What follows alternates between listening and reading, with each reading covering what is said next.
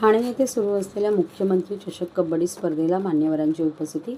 लातूर नगर, पुणे शहर, पुणे ग्रामीण यांनी पुरुषात तर मुंबई उपनगर, पूर्व पिंपरी चिंचवड यांनी महिला 72व्या वरिष्ठ गट पुरुष व महिला राज्य अजिंक्यपद निवड चाचणी कबड्डी स्पर्धेत विजयी सलामी दिली. यजमान ठाण्याच्या पुरुष व महिला संघांना मात्र साखळीतील लढतीत पराभवाचा सामना करावा लागला. महाराष्ट्र राज्य कबड्डी असोसिएशनच्या मान्यतेने ठाणे जिल्हा कबड्डी असोसिएशनचे भाजपाचे जिल्हाध्यक्ष संजय वाघुले यांची विश्वास सामाजिक संस्था व कृष्णा दूध डेअरी यांच्या सहकार्याने या स्पर्धेचे आयोजन केले आहे. ठाणे पश्चिम येथील कॅडबरी कंपनीजवळील भारतरत्न माजी पंतप्रधान स्वर्गीय अटल बिहारी वाजपेयी क्रीडांगणावर झालेल्या उद्घाटनीय सामन्यात लातूरने पुरुषांच्या क गटात पूर्वार्धातील 12-21 अशा 10 गुणांच्या पछाडीनंतर ठाणे शहर संघाला 32-31 असे चकवीत पहिल्या विजयाची नोंद केली. आक्रमक सुरुवात करीत पहिला लोण देत पूर्वार्धात ठाण्याने 10 गुणांची आघाडी घेतली होती, पण पूर्वार्धातील हा जोश ठाणेकरांना टिकवता आला नाही. यावेळी कबड्डी सामन्याला ठाणे वाहतूक विभागाचे उपायुक्त पंकज शिरसाट यांनी भेट दिली. कबड्डीपटू असलेले पंकज शिरसाट यांना कबड्डीमध्ये अर्जुन पुरस्कार मिळालेला आहे. निवेदिकांनी त्यांनी एकंदरीत केलेल्या कामगिरीचे कौतुक करत त्यांचा आयोजक कृष्णा पाटील यांच्या हस्ते शाल व पुष्पगुच्छ देऊन सन्मान करण्यात आला.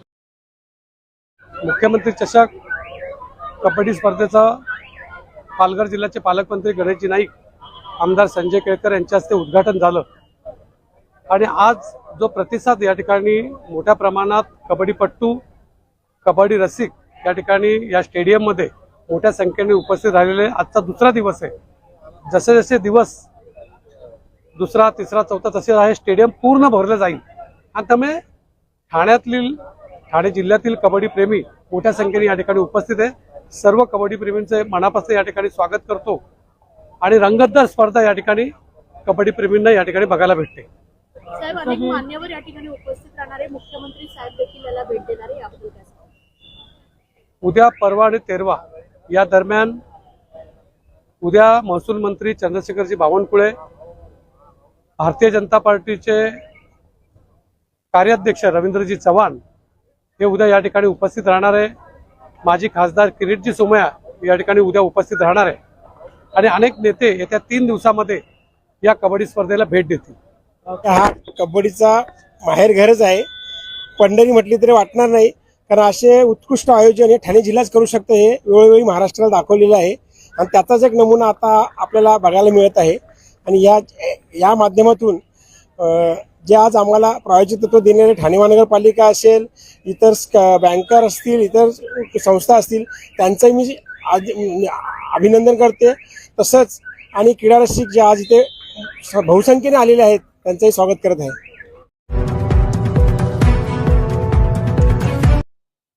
महाराष्ट्रातील भगिनींना आधार देणारी राज्य शासनाची मुख्यमंत्री माझी लाडकी बहीण योजना.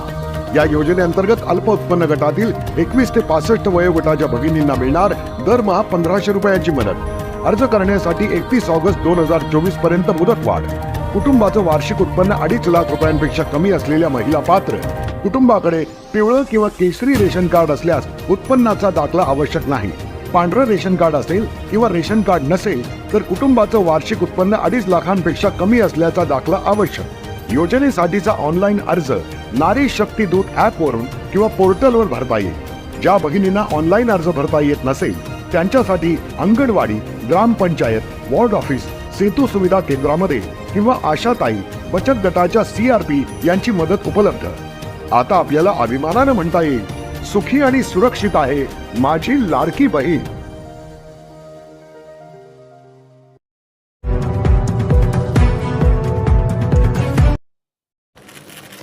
ठाणे महानगरपालिकेच्या पाणी बिल वसुलीला आला वेग.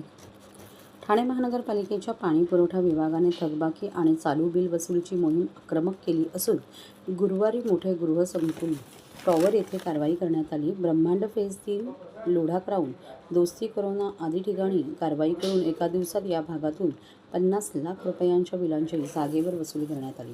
पाणी बिल भरलेले नसल्याने दोस्ती कोरोना सोसायटीचा पाणी पुरवठा सकाळी बंद करण्यात आला. त्या संकुलाच्या पदाधिकाऱ्यांनी 8,67,000 रुपयांचा धनादेश दिल्यानंतर पाणी पुरवठा लगेच सुरू करण्यात आला. त्याचप्रमाणे बाळथून येथे लोढा राऊंड आणि परिसरातील इमारतींवर कारवाई करण्यात आली. संबंधित वेगवेगळ्या ग्राहकांनी एकूण सुमारे 13,51,000 रुपयांच्या बिलाच्या रकमेचे धनादेश दिल्यावर त्यांचा पाणीपुरवठा पूर्ववत करण्यात आल्याची माहिती उपनगर अभियंता विनोद पवार यांनी दिली. नुकत्याच झालेल्या विभाग प्रमुखांच्या आढावा बैठकीत महापालिका आयुक्त सौरभराव यांनी विविध विभागांच्या महसुलाच्या वसुलीचा आढावा घेतला होता. तसेच मार्च अखेरीपर्यंतचा काही दिवसांचा उपलब्ध कालावधी उपयोगात आणून सर्व विभागांना त्यांच्या वसुलीचे उद्दिष्ट पूर्ण करावे असे निर्देश दिले होते. त्यानुसार पाणीपुरवठा विभागाने उपनगर अभियंता विनोद पवार यांच्या नेतृत्वात वर्तकनगर, लोकमान्यनगर आणि सावरकरनगर, माजिवडा, मानपाडा या प्रभाग समिती क्षेत्रात गुरुवारी वसुली मोहीम राबवली. आर्थिक वर्षात 127 कोटींची वसुली.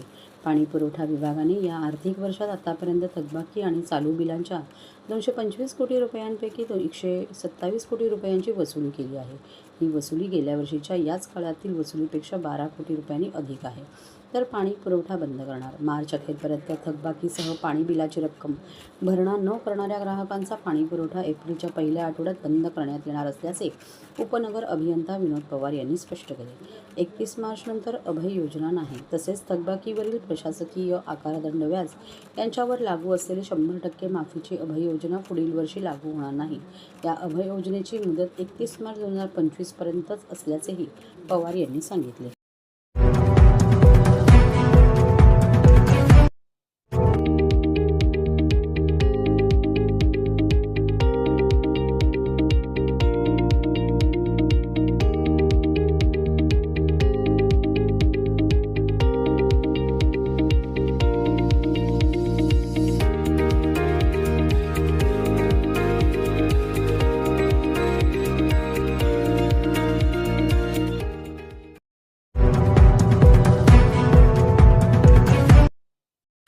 माननीय नगरसेवक विकास रेपाळे यांचा वाढदिवस सामाजिक उपक्रम साजरा. ठाणे महानगरपालिकेचे माजी नगरसेवक त्याचबरोबर शिरूर लोकसभा संपर्क प्रमुख विकास कृष्णा रेपाळे यांनी आपला वाढदिवस सकाळपासून विविध उपक्रम राबवत साजरा केला आहे. विशेष म्हणजे वाढदिवस म्हटल्यानंतर विविध प्रकारचे सामाजिक उपक्रम राबवित अनेक अनोख्या पद्धतीने सामाजिक बांधिलकी जपली आहे. सकाळी ठाण्यातील सिव्हिल रुग्णालयातील रुग्णांना फळ वाटप करण्यात आले. यावेळी रुग्णालयातील वैद्यकीय अधिकाऱ्यांनी उपस्थित राहून त्यांना वाढदिवसाच्या शुभेच्छा दिल्या आणि सिव्हिल रुग्णालयाचे शल्य चिकित्सक डॉक्टर कैलास पवार यांनी देखील येथे उपस्थित राहून त्यांना वाढदिवसाच्या शुभेच्छा दिल्या. त्यानंतर ठाणे महानगरपालिकेच्या शाळा क्रमांक 18 येथे अनाथ पद्धतीने विद्यार्थ्यांसमवेत आपला वाढदिवस साजरा करण्यात आला. यावेळी शिक्षकांनी आणि मुलांनी त्यांचे औक्षण करीत फुलांची उधळून करत त्यांचे जंगी स्वागत केले. त्यानंतर शाळकरी मुलांसमवेत केक कापून या ठिकाणी वाढदिवस साजरा करण्यात आला. तसेच मुलांना शैक्षणिक साहित्याचे वाटप देखील करण्यात आले. तर शिवसेना शाखा परबवाडी येथे मोफत सरकारी नोंदणी शिबिरास देखील त्यांनी भेट दिली. परिसरातील नागरिकांना शासकीय योजनांचा लाभ घेता यावा यासाठी एका छताखाली सर्व योजना, त्याचबरोबर आधार कार्ड दुरुस्ती, रेशन, स्मार्ट कार्ड या आदी योजनांचे भव्य शिबिर येथे आयोजित करण्यात आले होते. यावेळी देखील परिसरातील नागरिकांसमवेत येथे केक कापून त्यांचा वाढदिवस साजरा करण्यात आला. यानंतर मातोश्री गंगूबाई संभाजी शिंदे येथे राबवण्यात आलेल्या सरकारी योजना शिबिरास देखील त्यांनी भेट दिली. तर सफाई कामगारांना देखील जेवणाचे वाटप करण्यात आलं. तसेच घरकाम करणाऱ्या महिलांना व सफाई कामगारांना धान्याची किटचं देखील या ठिकाणी वाटप करण्यात आलं. अशा प्रकारे भरगच्च असा कार्यक्रम राबवित माजी नगरसेवक विकास कृष्णा रेपाळे यांनी आपला वाढदिवस साजरा केला. या संपूर्ण कार्यक्रमाचे आयोजन माजी नगरसेविका नम्रता भोसले जाधव यांच्या मार्गदर्शनाखाली करण्यात आले होते. यावेळी शिवसेनेचे पदाधिकारी, कार्यकर्ते, महिला आघाडी, युवा सैनिक यांनी येथे उपस्थित राहून त्यांना वाढदिवसाच्या शुभेच्छा दिल्या. समाजकार्य करणाऱ्या व्यक्तीचा वाढदिवस ज्यावेळेला असतो त्यावेळेला त्या वाढदिवसाची सुरुवात देखील त्या विविध समाजकार्य जी काय आहेत ती करूनच झाली पाहिजेत. शेवटी वाढदिवस मोठा असतो, येणाऱ्या वर्षाची सुरुवात असते आणि जसं नववर्ष असतं तसं प्रत्येकाच्या आयुष्यातला वाढदिवस हा जो एक नववर्षाची एक नांदी असते आणि त्या पद्धतीने मला असं वाटतं तुम्ही जो कार्यक्रम करता, ज्या व्यक्तींसाठी, ज्या म्हणजे स्तरासाठी करता, ती तुमच्याकडे आयुष्यभर, वर्षभर तरी ते कायम टिकून राहतात. त्याकरता सर्वात आम्ही सुरुवात केली आहे आपल्या प्रभागात सिव्हिल हॉस्पिटल शिफ्ट झालं आहे. त्या ठिकाणी आपण फळ वाटप केलं रुग्णांना. त्यानंतर आपण शाळा क्रमांक 18 येथील आमची जी काही लहान मुलं आहेत, ही शाळा म्हणजे मला असं वाटतं ही आमची शाळा आहे.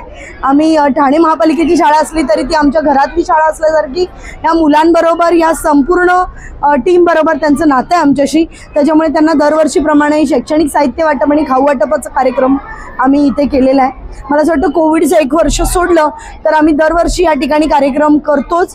कारण मला असं वाटतं ह्या ठिकाणी आमची जी मुलं आहेत त्यांना कायमस्वरूपी आमच्याबद्दल थोडासा एक आपुलकी हेवा आहे आणि त्यांना इथे आल्यानंतर वाढदिवसानंतर त्यांना एक वेगळं समाधान त्यांच्या चेहऱ्यावर बघायला मिळतं.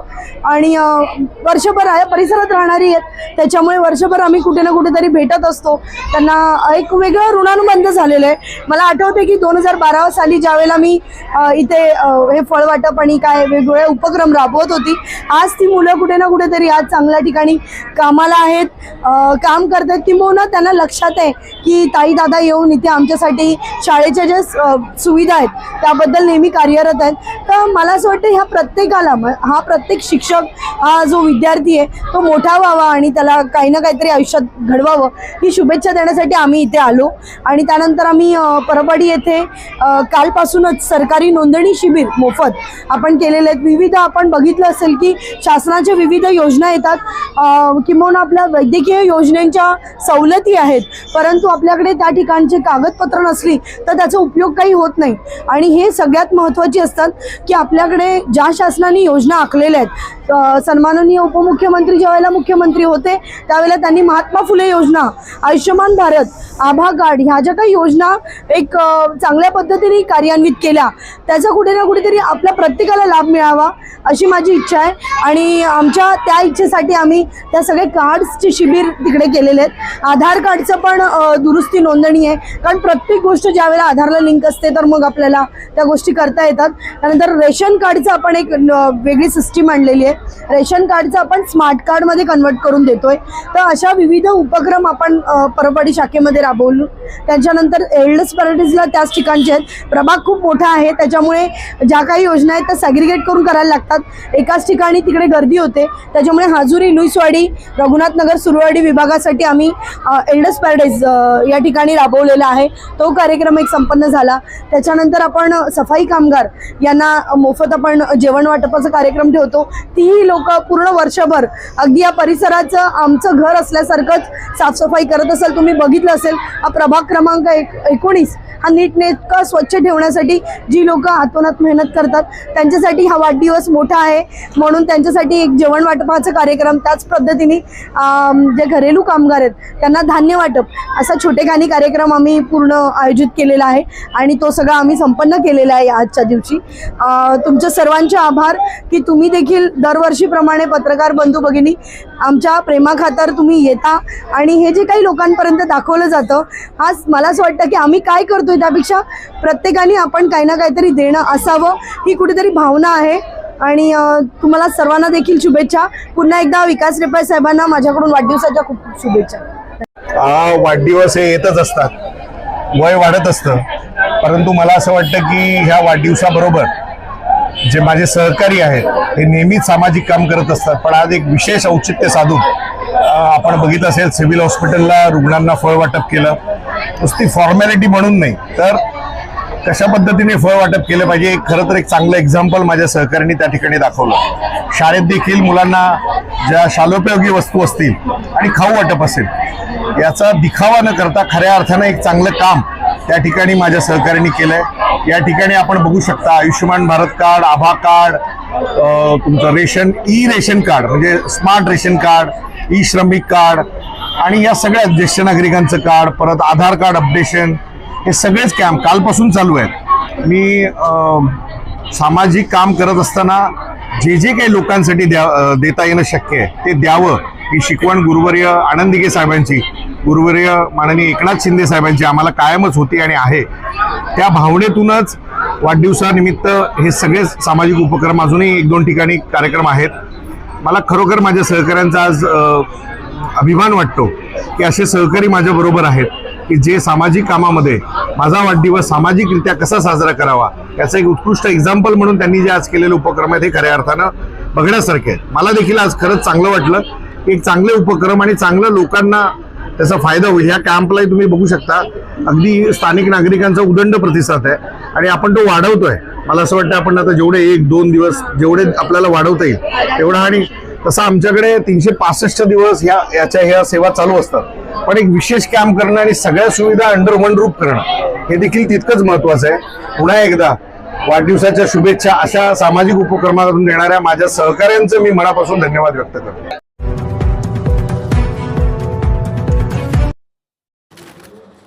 जिल्हास्तरीय दिव्यांग विद्यार्थ्यांच्या क्रीडा स्पर्धा उत्साहपूर्ण संपन्न. जिल्हास्तरीय दिव्यांग विद्यार्थ्यांच्या क्रीडा स्पर्धा डोंबिवली जिमखाना येथे आयोजित करण्यात आल्या होत्या. मंगळवार दिनांक 18 मार्च 2025 रोजी जलतरण स्पर्धा व बुधवारी दिनांक 19 मार्च 2025 रोजी मैदानी क्रीडा स्पर्धा मोठ्या उत्साहाने पार पडल्या. जिल्हा परिषदेच्या मुख्य कार्यकारी अधिकारी रोहन घुगे यांच्या मार्गदर्शनाखाली स्पर्धांचे आयोजन करण्यात आले होते.